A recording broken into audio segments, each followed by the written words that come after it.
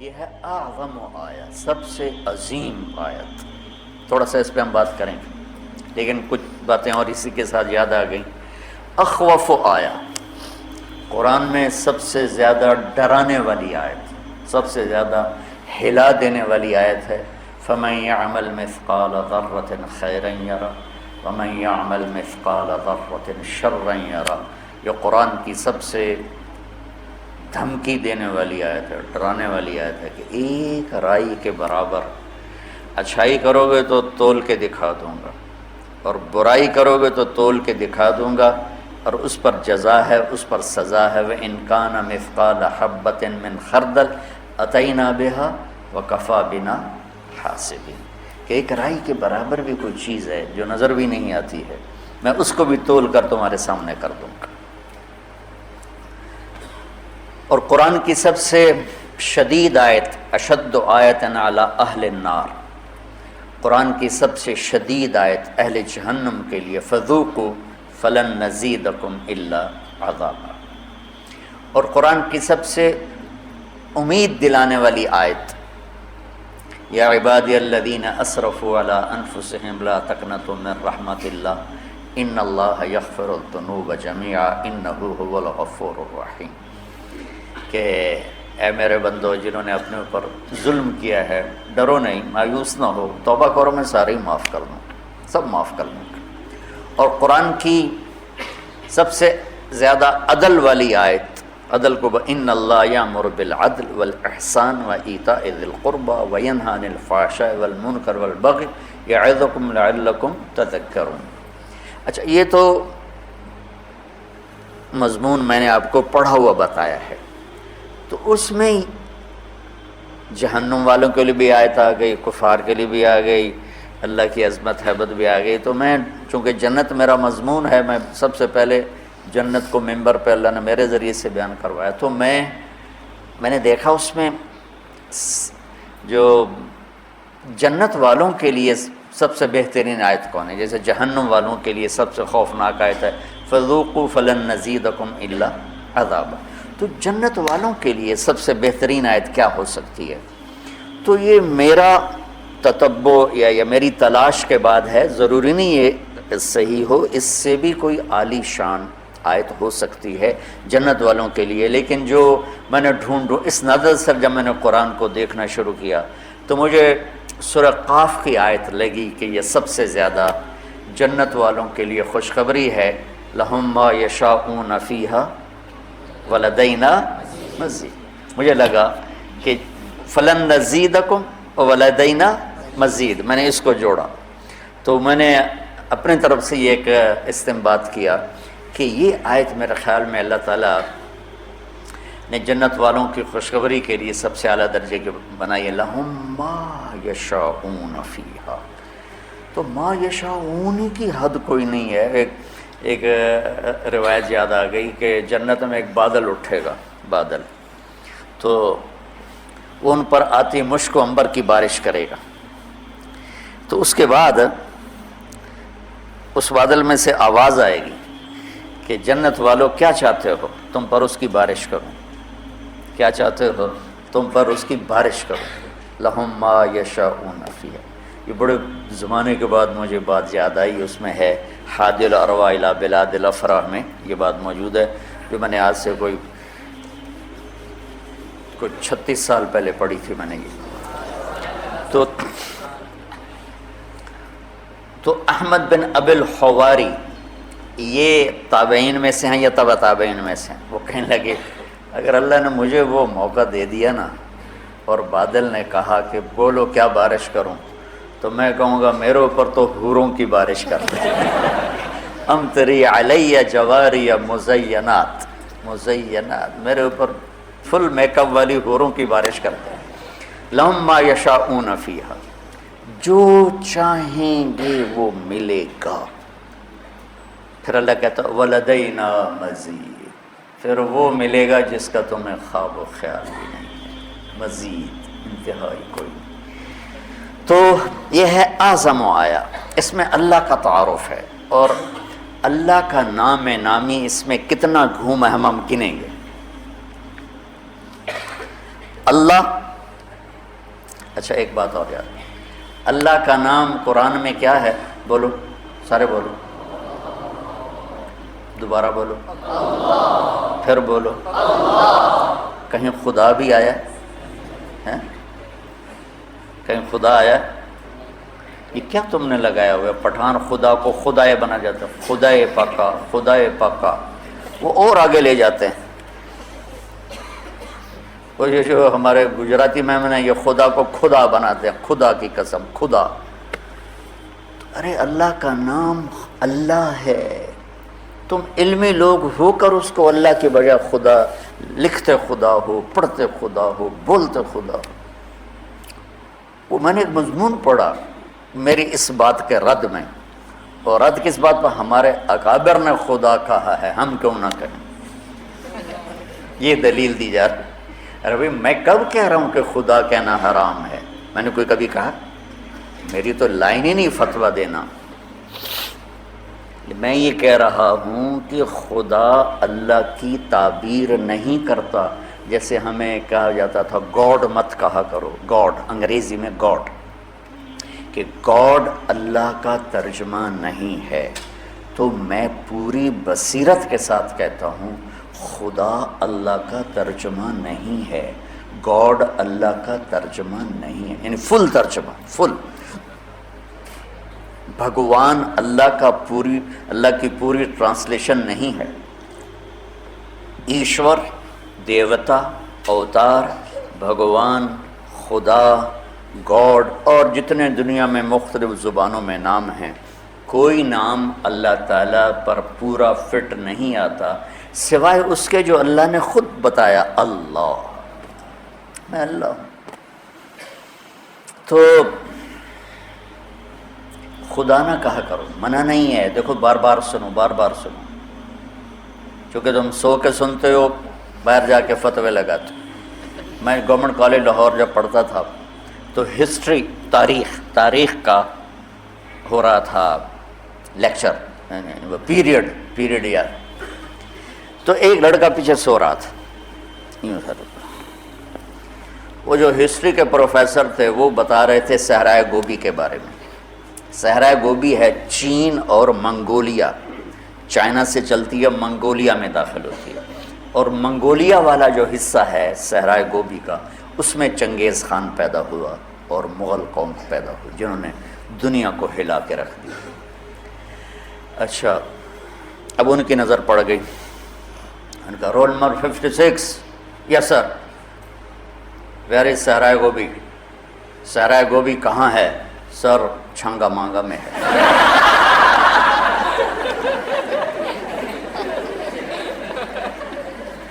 اس نے کہا دفع ہو جاؤ، ایک ہفتے کے لیے مجھے شکل نہ دکھانا۔ تو یا تم غافل بیٹھے ہوتے ہو یا سوئے ہوتے ہو اور میری بات کا بتنگڑ بنا دیتے ہو۔ خدا کہنا منع نہیں، بھگوان کہنا منع نہیں ہے، گاڈ کہنا منع نہیں ہے، ایشور کہنا، ہر ایک کی اپنی زبان ہے، لیکن اللہ کے سوا کوئی لفظ نہیں جو اس ذات کی پوری ترجمانی کر سکے۔ لہٰذا کم از کم تم بچے جو میرے پاس پڑھ رہے ہو یا جو سن رہے ہو یہاں بیٹھ کر یا اس کیمرے کے ذریعے سے، اللہ کو بولنا سیکھو۔ اللہ، لفظ اللہ میں خصوصیت ہے، جتنے حرف ہیں نا نقطے والے، با، تا، ثا، جیم، خا، زال، زا، شین، ضاد، ظا، غین، فے، قاف، نون، یہ جتنے نقطے والے حرف ہیں یہ کمزور ہیں اور بغیر نقطے والے طاقتور ہیں۔ اس کی ایک وجہ جو سب کو آسانی سے سمجھ میں آ جائے کہ نقطے والا جو حرف ہے وہ اپنا مطلب بیان کرنے کے لیے باہر سے ایک نقطے کا محتاج ہے، 2 کا محتاج ہے، 3 کا محتاج، اور جو بغیر نقطے والا حرف ہے وہ اپنا مطلب بتانے کے لیے کسی نقطے کا محتاج نہیں ہے۔ ٹھیک ہے، شین کو 3 نقطے چاہیے تب اپنا مطلب بتائے گی، اور سین کو کچھ نہیں چاہیے، وہ اپنا مطلب خود بتا دے گی۔ سمجھ میں آئے؟ لفظ اللہ میں کوئی نقطے والا حرف ہے؟ اللہ نے ان حرفوں سے اپنا نام چنا جس میں نقطہ نہیں. لفظ محمد کوئی نقطے والا حرف ہے، احمد کوئی نقطے والا حرف ہے. اللہ کتنے حرف ہیں؟ 4. محمد کتنے حرف ہیں؟ 4. احمد کتنے حرف ہیں؟ 4. 4 کو 3 دفعہ جمع کرو تو بن گئے 12. تو جب اللہ نے کلمہ جوڑ کے دیا تو لا الہ الا اللہ بھی 12 حرف ہیں اور محمد الرسول اللہ بھی 12 حرف ہیں.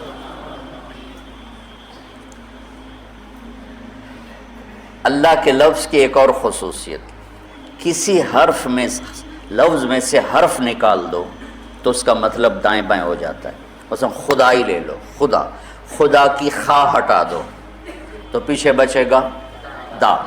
یہ پٹھان یہ بولتا ہے دادے دادے دادے، پتہ نہیں کیا کہتے ہیں یہ. اچھا دادے یہ ہے، تم پٹھان ہو؟ اچھا اچھا اچھا. اب اس کی دال ہٹا دو تو بن جائے گا خا، تو بھی خا خا خا خا خا خا.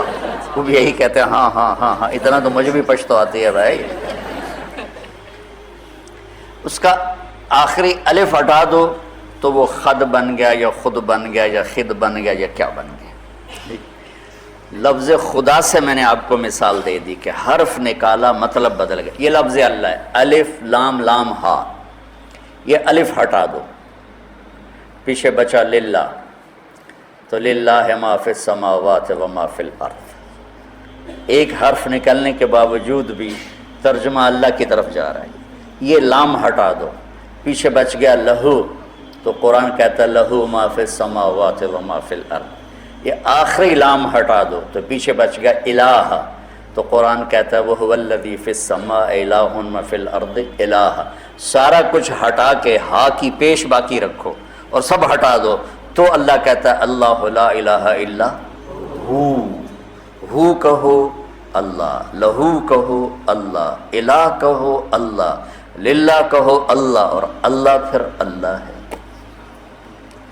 اس کی عادت ڈالو کہ تم، چونکہ لفظ اللہ جب آپ بولتے ہیں تو تمام اللہ کے صفاتی نام اس کے اندر موجود.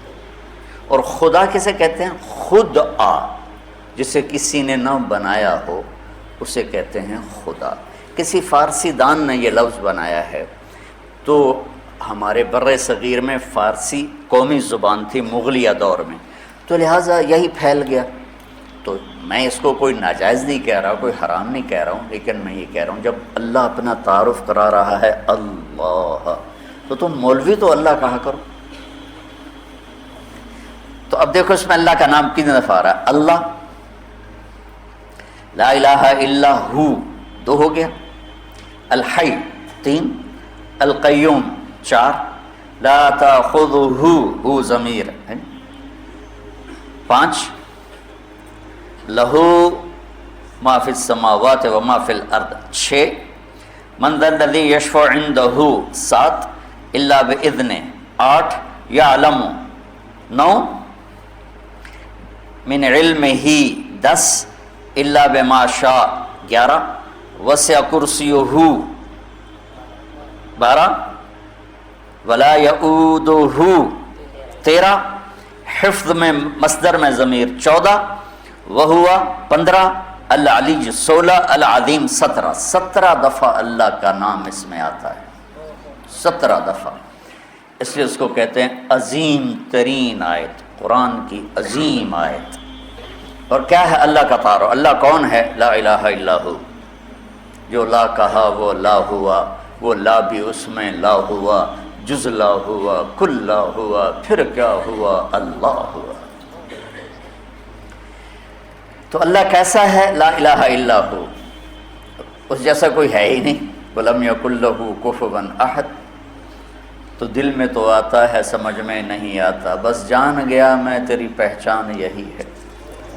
لا تدركه الابصار وهو يدرك الابصار وهو اللطيف الخبير، لا تراه العيون ولا تخالطه الظنون ولا يصفه الواصفون ولا تغير الحوادث ولا يخشى الدوائر، يعلم عدد قطر الامطار وعدد ورق الاشجار وعدد ما اظلم عليه الليل واشرق عليه النهار جعلوا مكائل البحار ومثاقيل الجبال لا تواري منه سماء سماء ولا أرض أرضا ولا بحر ما في قعره ولا جبل ما في وعره.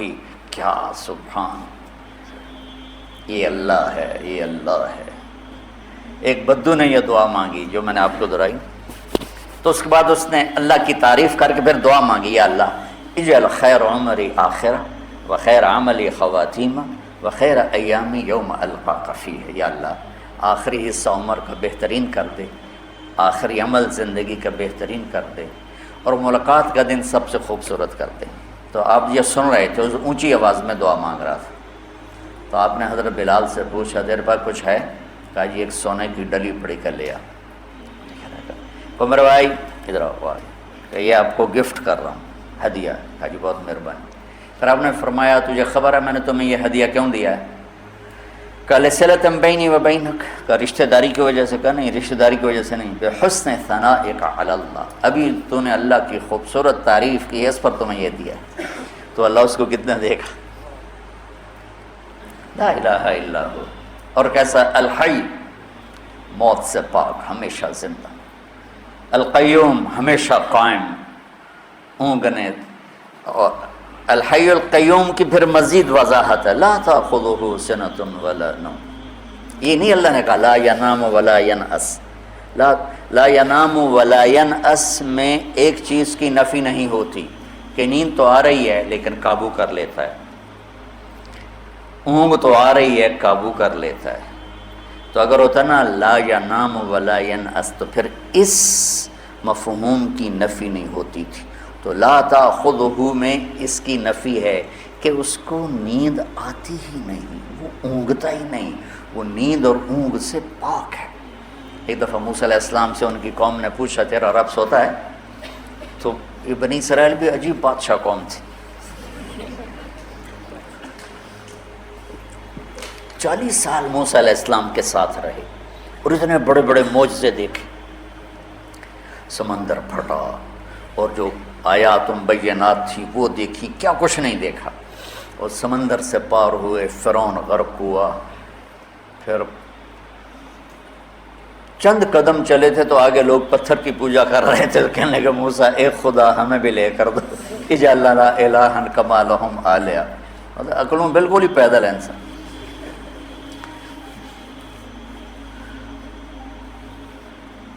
تو میرا رب کیا ہے؟ سونے سے پاک ہے، اونگنے سے پاک ہے. لہذا جو ہمیشہ سے زندہ ہے اسی کا حق ہے کہ اس کو پکارا جائے. جو ہمیشہ سے قائم ہے اسی کا حق ہے کہ اسی سے مدد مانگی جائے. جس کو اس رب نے بنایا اور پیدا کیا اور ماں کے پیٹ سے نکالا، قبر کے پیٹ میں اتار دیا اور اپنے پاس بلا لیا.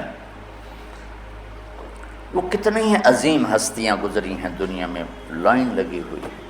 پکارے جانے کے قابل صرف اللہ ہے. وَإِذَا سَأَلْتَ فَاسْأَلِ اللَّهَ وَإِذَا اسْتَعَنْتَ فَاسْتَعِنْ بِاللَّهِ. سونے سے پاک ہے، اونگ سے پاک ہے. ہیبت کیسی ہے؟ مَنْ ذَا الَّذِي يَشْفَعُ عِنْدَهُ إِلَّا بِإِذْنِهِ. کوئی کسی میں ہمت ہے کہ اس کے سامنے دم مار سکے اس کی اجازت کے بغیر؟ علم کیسا ہے؟ ما بین ایدیہم وما خلفہم، آگے اور پیچھے، ماضی اور حال، مستقبل. زمین تو ویسی چھوٹی سی ہے، اس کائنات کا لوگ جو تلاش کر رہے ہیں وہ پاگل ہو جاتے ہیں کہ یہ اتنی بڑی کائنات کس نے بنا تھی، کیسے بنا تھی، وہ کیا نظام ہے. یہ ایک بہت بڑا طبقہ نا جو کہتا ہے کہ خود بخود ہو گیا، یہ خود بخود ہو گیا، دھماکہ ہوا خود بخود ہو گیا. ایک مثال دیتا ہوں.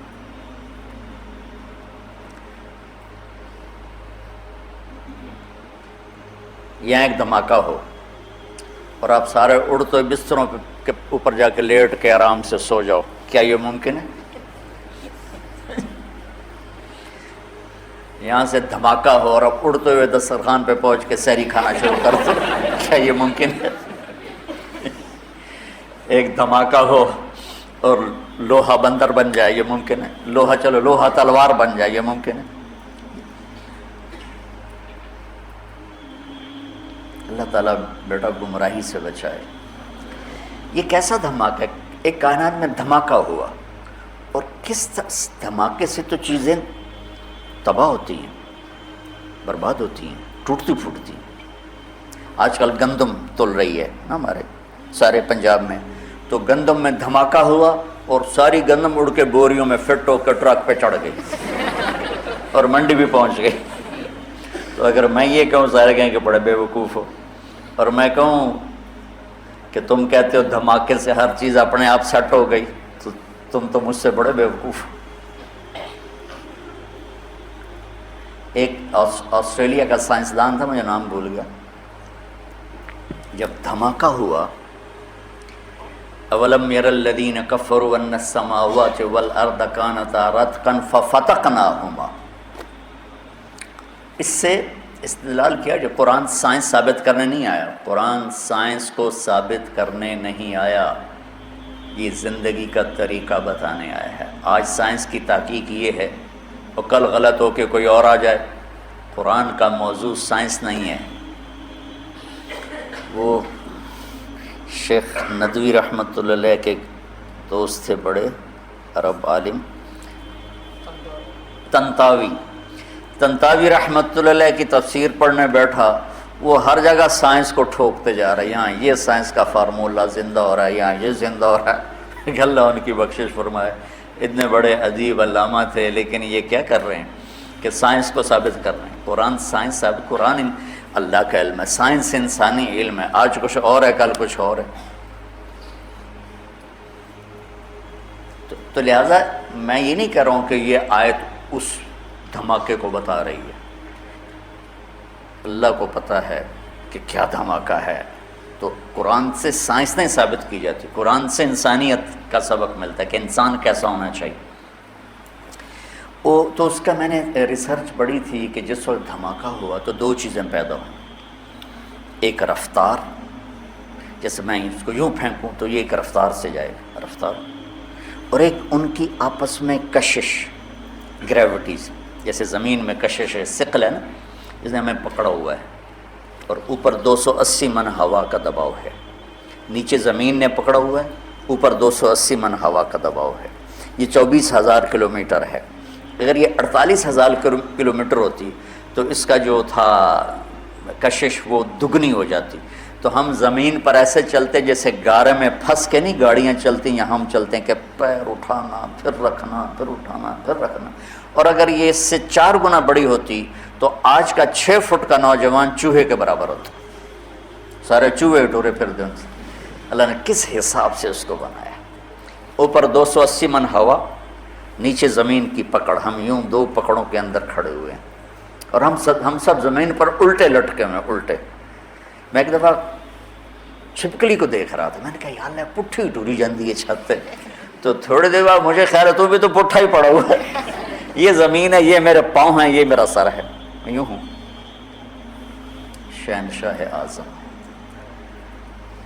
تو وہ لکھتا ہے کہ رفتار اور کشش میں 1 سیکنڈ کے 10 کروڑویں حصے کے برابر اگر کمی بیشی، 1 سیکنڈ ٹک، یہ 1 سیکنڈ ہو گیا، وہ مثال دے رہا تھا، 1 سیکنڈ کو 10 کروڑ حصوں میں تقسیم ہی نہیں کیا جا سکتا، وہ مثال دے رہا تھا، 1 سیکنڈ کے 10 کروڑویں حصے میں اگر رفتار بڑھ جاتی تو کائنات گم ہو جاتی، اگر کشش بڑھ جاتی تو کائنات سکڑ کے پھر زیرو ہو جاتی۔ تو اس کو یہ خود ہی بن گئی۔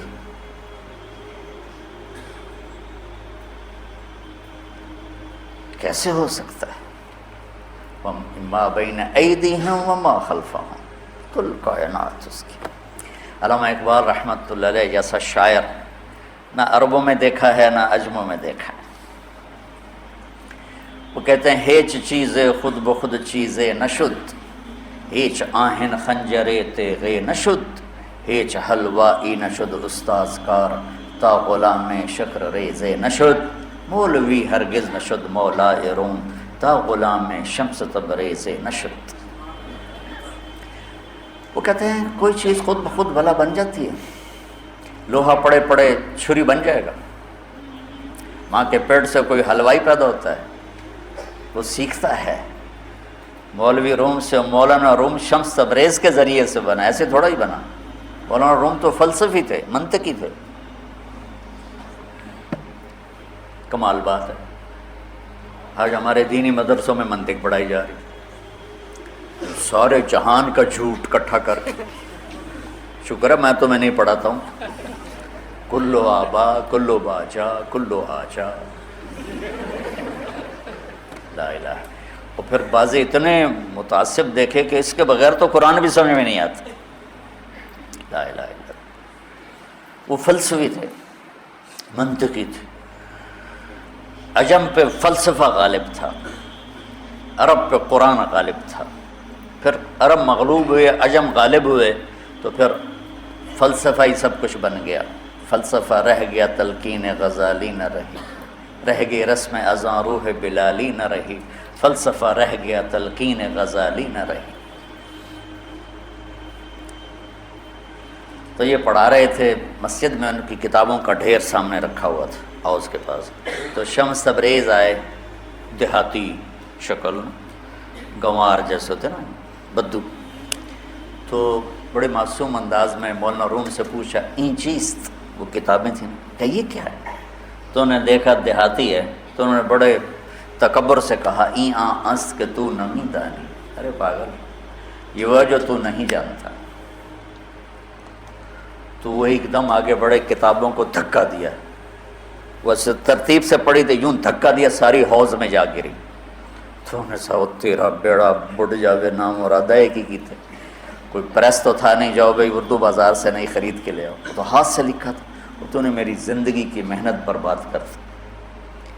تو وہ کھڑے ان کی گالیاں سنتے رہے، پھر حوض میں اترے اور ایک کی کتاب کو نکالیں، خشک بالکل، اور سامنے رکھ دی۔ اس یوں جھاڑیں مٹی نکلو سامنے، ساری کتابیں خشک کی خشک نکال کے باہر۔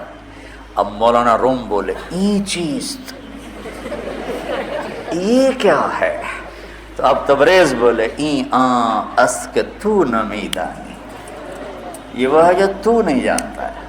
مولوی ہرگز نشد مولا روم، تا غلام شمس تبریز نشد۔ میں گیا ہوں ان کے دربار پر، حاضری دی تھی جب ترکی ہماری جماعت گئی، ہماری تشکیل نہیں تھی، کونیا، میں نے کہا میں نے جانا ہے مولانا روم۔ ہم نے پورا فلائٹ لی اور 8 گھنٹے فلائٹ لیٹ ہو گئی، جہاں وہ ایئرپورٹ پر بیٹھ ہماری تباہی پھر گئی۔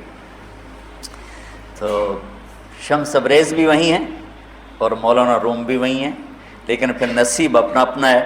شمس تبریز کے مزار پر چند لوگ تھے اور مولانا روم کے مزار پر میلہ لگا ہوا تھا۔ اور ایک عجیب بات بتاؤں، جتنے ہم مسلمان تھے اس سے زیادہ غیر مسلم تھے وہاں۔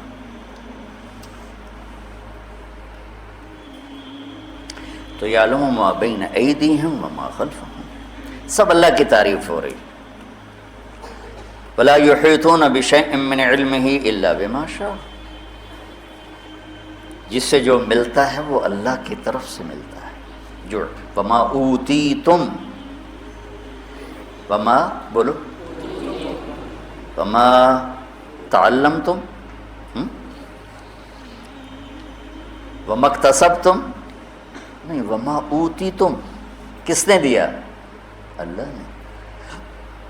آتیناہ رحمۃ من عندنا وعلمناہ من لدنا علما، وسع کرسیہ السماوات والارض، جس کی کرسی اتنی بڑی ہو کہ زمین آسمان پہ چھا جائے، ولا یعودہ حفظہما، اس سب نظام کو چلاتے ہوئے تھکتا نہیں، وہو العلی العظیم، کیا عظمتوں والا ہے۔ اس میں ایک اور خوبصورت جو نظم ہے اور خوبصورت جو ترتیب ہے اور خوبصورت جو آپس میں جوڑ ہے، وہ تھوڑا سا میں آپ کو بتاتا ہوں۔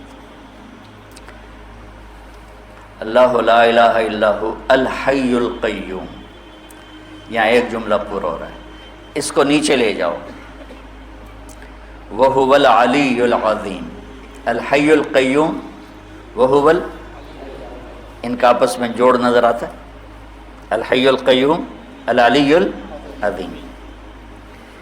لا تاخذہ سنۃ ولا نوم، نہ اونگتا ہے نہ سوتا ہے، ولا یؤودہ حفظہما. ان میں آپس میں جوڑ نظر آ رہا ہے کہ نہیں آ رہا؟ اور تم مولویوں سے پوچھ رہا ہوں جو بیچارہ باہر سے ہے اس کو کیا پتہ، نہ اونگتا ہے نہ سوتا ہے. تو اس کے مطابق ادھر جملہ ہے ولا یؤودہ حفظہما.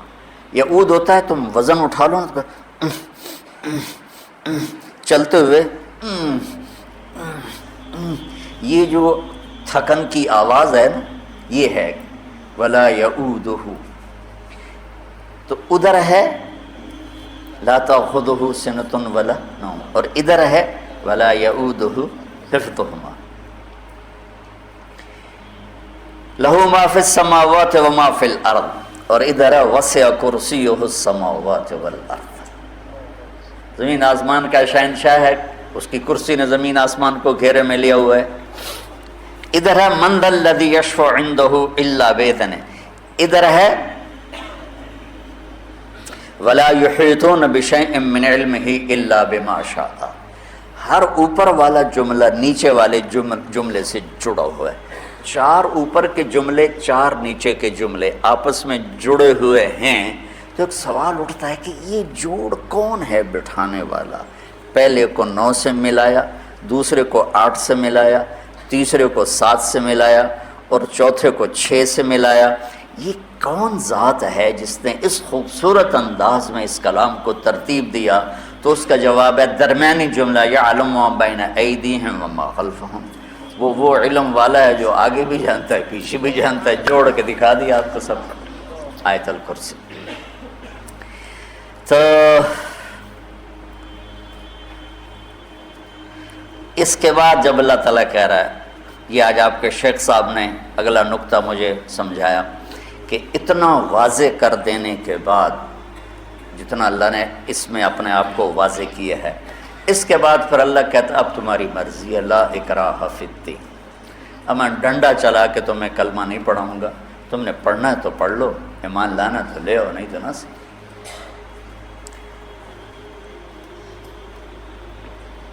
کیونکہ زبردستی کا ایمان تو چلتا نہیں. تو یہ کام آپ بچوں کا ہے، اللہ کا تعارف کرو. میں پچھلے 20 سال ہو گئے. اس سے پہلے میرا علمی ذوق تھا نا، تو میں ہر بیان نیا کرتا تھا، کوشش کرتا تھا کہ ہر بیان نیا ہو، ترتیب، آیات. اس وقت مستحضر بھی بہت کچھ تھا. 2000 کے بعد اللہ تعالیٰ نے نا میرا رخ بدلا اور میں نے صرف اللہ کو بولنا شروع کیا. اللہ، اس کا رسول. جنت تو بہت پہلے شروع کر دی تھی، پھر اس کے ساتھ معاشرت اور اخلاقیات. اس وقت دنیا اللہ کو پہچانتی نہیں. اہل ایمان اللہ کو جانتے نہیں، اس کی طاقت کو جانتے. کلمہ پڑھنے کے بعد کبھی کہیں گرے پڑے ہیں، کبھی کہیں گرے پڑے ہیں. اس کے در پر گرنے کی بجائے کتنے دروں پر جا کر گرے پڑے ہیں، اور اس کو چھوڑ کر ان کو پکار رہے ہیں جو خود محتاج. غنی تو ایک اللہ ہے. تو جو اللہ کا تعارف کروانا یہ آپ اور ہم سب کی ذمہ داری ہے. اللہ کے نبی کا تعارف کروانا میری آپ کی سب کی ذمہ داری ہے. اللہ تعالیٰ کی آخرت کا، جنت کا تعارف کروانا میری آپ کی سب کی ذمہ داری ہے. یہ مضمون بہت لمبا ہو گیا. ایک میں یہاں سے یہ آپ کے استاد صاحب مجھے جمع کر کے دے دیتے ہیں، تو میں اس میں سے جو سمجھ میں آتا ہے عرض کر دیتا ہوں. اس میں ایک اور مضمون میں بیان کرنا چاہوں گا. یوصیکم اللہ فی اولادکم للذکر مثل حظ الانثیین. ہمارے پاکستان میں بیٹیوں کو وراثت نہیں دیتے، چاہے وہ پٹھان ہوں، پنجابی ہوں، سندھی ہوں، بلوچی ہوں. 4 قومیں بڑی ہیں. اوپر چل جاؤ بلتستانی ہوں. یہ 5 بڑی قومیں آباد ہیں. شاید کوئی لاکھوں میں ایک ایسا کرتا ہو تو کرتا ہو. اللہ تعالیٰ نے، آپ نے کہا تعلم الفرائض فإنها نصف العلم. آپ نے فرمایا وراثت کا علم حاصل کرو، یہ آدھا علم ہے. تو بچوں، ہماری معاشرت میں بیٹی کے لیے اللہ نے وراثت بنائی، ہم نے انکار کر دیا. اور دیکھو ذرا قرآن کا طرز، عرب بھی بیٹیوں کو وراثت نہیں دیتے تھے، عرب بھی ساری بیٹے لے جاتے تھے۔ اور میں اٹلی گیا، وہاں کا عجب قانون دیکھا کہ وہاں جو زرعی زمین، اس کا قانون کہ ساری زمین بڑے بیٹے کو ملے گی، باقی بیٹے ہیں بیٹیاں کسی کو کچھ نہیں ملے گا، ساری زمین بڑے بیٹے کو ملے گی، یہ وہاں کا حکومتی قانون ہے۔ عرب بچیوں کو وراثت نہیں دیتے تھے۔ تو پھر سوال قرآن یوں اٹھا تھا کہ بیٹیوں کا کتنا حصہ ہے، چونکہ ان کو تو ملتا ہی کچھ نہیں، تو قرآن آنا چاہیے تھا کہ للانثی مثل نصف حظ الذکر، لیکن قرآن نے یوں سوال اٹھایا کہ بیٹوں کا حصہ ہی کوئی نہیں، تو ان کو کتنا دیا جائے؟ میری بات سمجھ میں آ رہی؟ قرآن نے یوں عبارت کو اٹھایا کہ جیسے بیٹوں کا وراثت میں حصہ ہی کوئی نہیں اور سارا حصہ ہے بیٹیوں کا۔ تو پھر پوچھنے والا پوچھتا یا اللہ تو ایک بیٹے کو کتنا دیا جائے؟ تو اللہ کہتا ہے للذکر مثل حظ الانثیین، جتنا دو بیٹیوں کو ہم دینے کا کہہ رہے ہیں اتنا ایک بیٹے کو دے دیا جائے۔ سبحان اللہ، کیا کمال ہے۔ تو اس میں دیندار دنیا دار سب برابر ہے، کوئی اپنی بچیوں کو حصہ نہیں دیتا۔ اللہ تعالیٰ آپ جو باہر سے آئے بیٹھے ہو، آپ ہو اپنی، جب اللہ آپ کو اس کا موقع دے، یا جو سن رہے ہیں، جس پیٹ سے بیٹا نکلا اسی پیٹ سے بیٹی نکلی۔ ہمارے ذمہ دار پتہ کیا کہتے ہیں؟ کیوں بھائی ساڑی زمین پرائے بوئے ٹور جاوے اسی کیوں دے بھی؟ سمجھ رہے؟ میری بات سمجھ میں کہ ہم زمین بیٹی کو دیں گے تو وہ تو لے جائیں گے اس بیٹی کے سسرال والے، ہماری زمین اور دوسرے کے پاس چلی جائے تو اس بے وقوف کو یہ نہیں پتا بیٹی تو تیری ہے، تیری کمر سے نطفہ نکلا ہے، تو تیری بیگم کے پیٹ میں وہ پرورش پڑی، اس نے پرورش پائی، جس میں تیرے بیٹے نے پرورش پائی اس میں تیری بیٹی نے پرورش پائی۔ کوئی ہمارے ذمہ داروں میں کوئی مانگ لے نا بہن حصہ تو اس سے بائیکاٹ ہو جاتا، سلام دعا ختم ہو جاتی، تو بیچاریاں صبر کر کے چپ کر کے چلی جاتی، مانگتی نہیں ہے کہ ذلیلوں کی جیلی انگوٹھے لگوا کے کسی نوکرانی کو لائیں گے، اس کا انگوٹھا لگوائیں گے، پیسے پٹواری کو دیں گے اور زمین بیٹوں کا نام کر دیں، عدالت میں قسم اٹھا دیں گے میری بیٹی ہے ہی کوئی نہیں، اور ساری زمین بیٹوں کو دے۔ یہ سارے وہ واقعات ہیں جو میں اپنے علاقے میں دیکھے ہوئے ہیں۔ ہمارا سارا علاقہ ہی ذمہ داروں کا، اور ہم قدیم ذمہ دار بیٹھے ہیں۔ یہ تو نوکرانیوں کے انگوٹھے لگوا کے پٹواری تحصیلدار کو پیسے دیے، زمین بیٹے کا نام، کہ جی میری بیٹی نے دے دی، اے دیکھو انگوٹھا۔ اب کون جا کے انگوٹھے چیک کروائے گا؟ وہ بیچاری کہاں جائے گی عدالت؟ یا باپ جا کے عدالت میں قسم اٹھا دیتا ہے میری تو بیٹی کوئی۔ تو بچوں یہ بہت بڑا ظلم ہے جو بچیوں پر ہو رہا ہے۔ ایک چھت کے نیچے پروان چڑھنے والے بہن بھائی، ایک چھاتی کا دودھ پینے والے بہن بھائی، ایک آنگن میں کھیلنے والے بہن بھائی، یہ کیا ظلم و ستم ہے کہ بیٹے کو سب کچھ دے دیا جائے اور بیٹی کو کچھ بھی نہ دیا جائے۔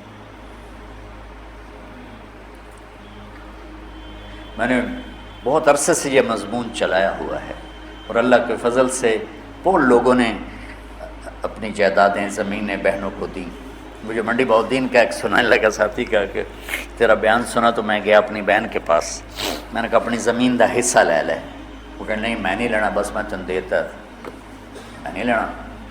تو میں نے کہا میں تیرے نام کروا دیتا ہوں، اس کے بعد پھر تو خوشی سے دوبارہ میرے نام کروانا۔ کہنے گے ٹھیک۔ تو میں نے اس کے نام کروا دی۔ کوئی ہفتے بعد میں گیا، میں کہ ہن کی حصہ لے کے ہن میرے اپنے بچے نے میں کیوں دے ماں؟ وہ تو پہلے بیچاری ڈری ہوئی کہہ رہی تھی۔ تو عورت بیچاری مظلوم ہے جہاں بھی ہے، کہیں کہیں ہوتی ہیں شیرنیاں جو وڈ کھاندیاں، ورنہ تو اکثر بیچاری بھیڑ بکریوں کی طرح ذبح ہوتی رہتی۔ تو میرے عزیزو، آپ لوگ نکل رہے ہو کل آپ کو کوئی ایسی اللہ جگہ دے جہاں آپ کو اللہ کا دین پیش کرنا پڑے تو معاشرت بیان کرو. بیٹیوں پر ظلم ہے، بیویوں پر ظلم ہے، ماؤں پر ظلم ہے، بہنوں پر ظلم ہے. ہمارے دریائے راوی ہمارے قریب بہتا تھا. جب کبھی ہم سندھ تاج سے پہلے دریائے راوی ایک بکھرا ہوا دریا ہوتا تھا. کتنی بچیاں اس دریا کی موجوں میں دفن ہو گئی. بیٹا کھلم کھلا زنا کرتا ہے کہ کوئی گال نہیں، چھوڑ چھک کرے. بیٹی پہ شک پڑ جاتا تھا، دریائے راوی میں پھینک کے آ جاتے تھے، ذبح کر کے راوی میں پھینک دیتے تھے. بے غیرت تو وہ ہیں جو اتنا بڑا ظلم کر لیں. بیٹی انسان نہیں، اس سے خطا نہیں ہو سکتی.